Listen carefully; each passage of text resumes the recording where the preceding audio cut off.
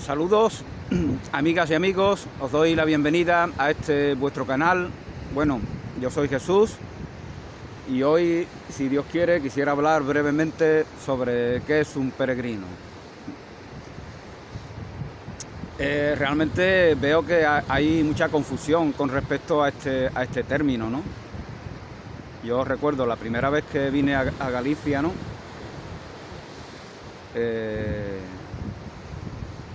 Para conocer varios sitios,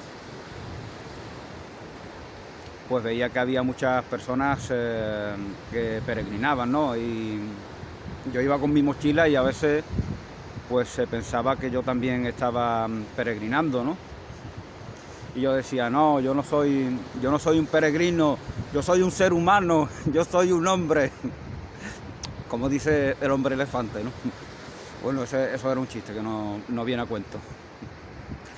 No, el caso es que hay una confusión bastante grande sobre lo que es un peregrino. Un peregrino, está bien que se use esta etiqueta, porque es una etiqueta identificativa de aquellos caminantes que van transitando por los caminos de Santiago, ¿no? Como familiarmente se les conoce, ¿no? Entonces está bien esa etiqueta de peregrino, peregrina. Pero un peregrino realmente no es lo que se dice que es. Un peregrino, las personas que peregrinaban antaño, durante siglos, hasta Santiago de Compostela, hasta Fisterra, hasta Muchía, que es donde estoy haciendo este vídeo, las personas solamente tenían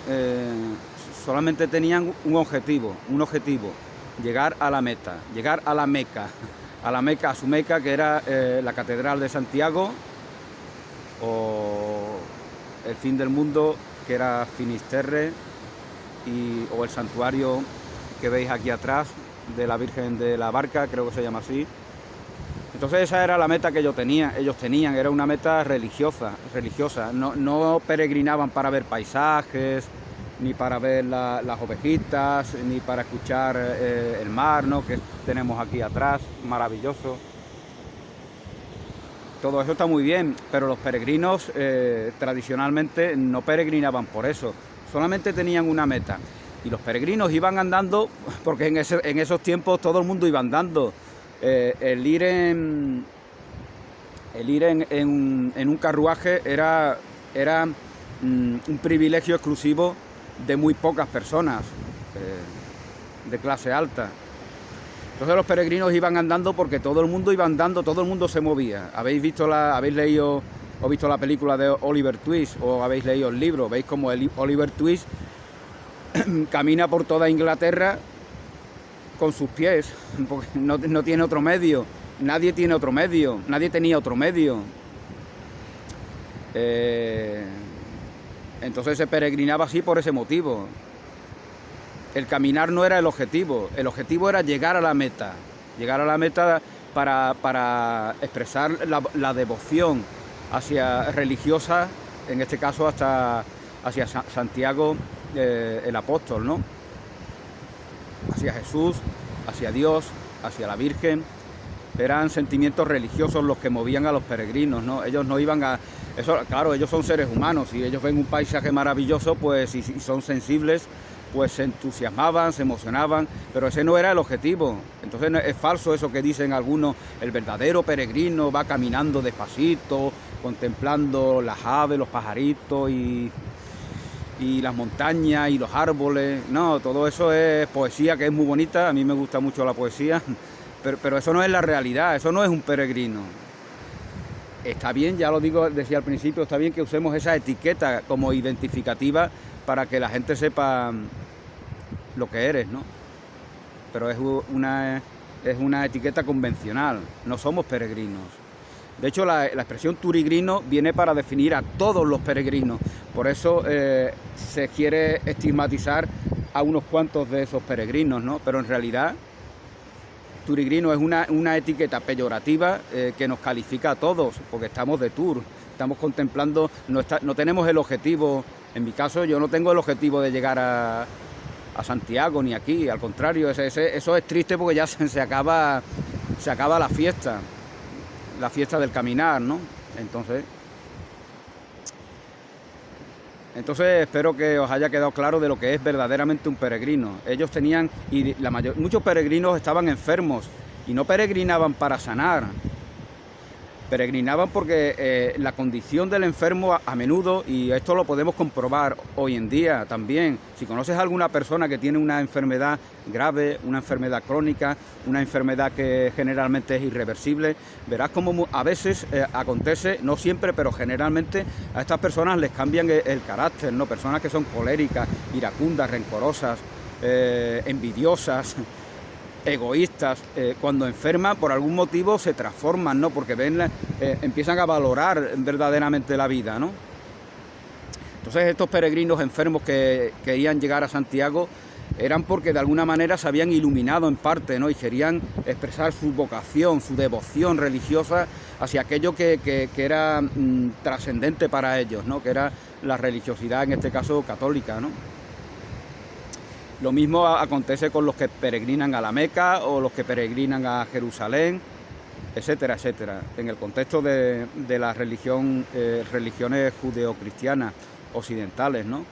Entonces espero que esto es muy importante, ¿no? Los peregrinos enfermos no tenían el objetivo de sanar, a veces sanaban, ¿no? Y también sanaban, como se ha dicho en alguna ocasión, porque cambiaban sus hábitos de sedentarismo. Entonces el caminar, el cambiar de clima, el cambiar de alimentación. A veces comían pan en sus lugares de origen, comían pan o bebían agua en mal estado que le hacían enfermar. Entonces al peregrinar hasta Santiago cambiaban esa bebida y ese alimento, lo cambiaban y por lo tanto sanaban y recuperaban la salud.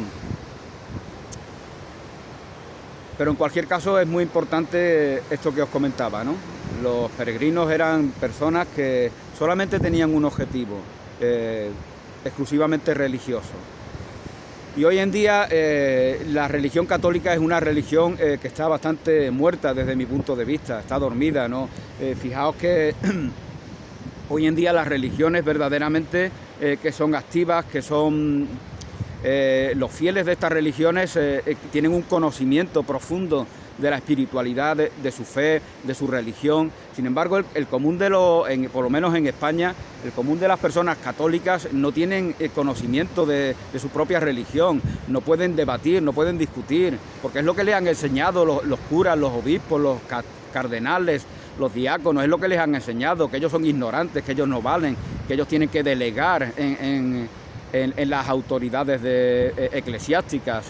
Eso es lo que le enseñan y como consecuencia de ello pues son ignorantes de su propia religión y paradójicamente los que no practican su religión. Por eso vemos tantos ateos, humanistas, agnósticos, nihilistas que conocen mejor la religión católica que los propios católicos, y eso es muy triste para su fe y para ellos mismos, ¿no?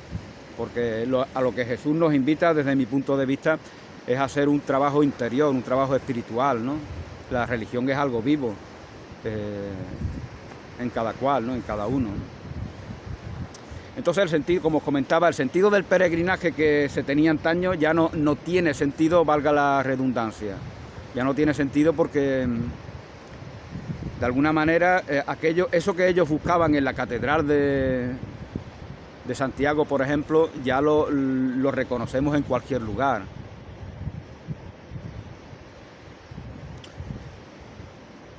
Entonces, desde mi punto de vista, estas son las dos principales acepciones de la palabra peregrino. Peregrino es aquel que tiene solamente una meta, un destino, una meca, que es llegar a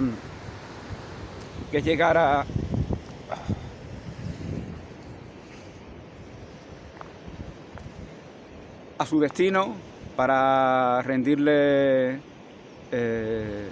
devoción, para expresar la devoción hacia el apóstol, Santiago en este caso.